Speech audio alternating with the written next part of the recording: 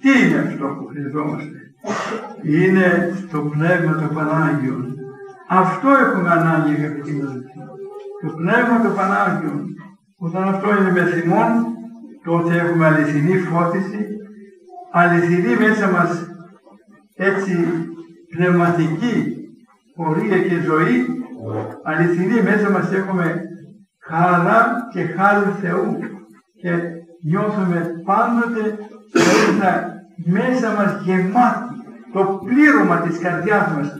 Νιώθουμε όταν έχουμε μέσα μας Πνεύμα Άγιον, όταν έχουμε χάρη Θεού, όταν έχουμε τον Χριστό μας.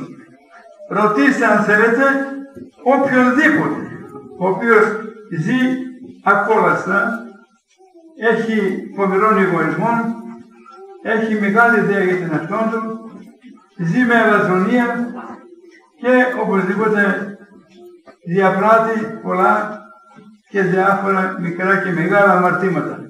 Ρωτήστε τον αν νιώθει ευχάριστα.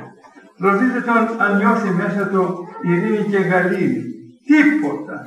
Το βάρος, το κενό, δεν γεμίζουν αυτά. Ούτε τα χρήματα, ούτε οι δόξες, ούτε οι θέσεις, ούτε οποιαδήποτε κοσμική κατάσταση και τρόπο ζωής γεμίζουν τον άνθρωπο αν δεν έχει μέσα του τον Χριστό.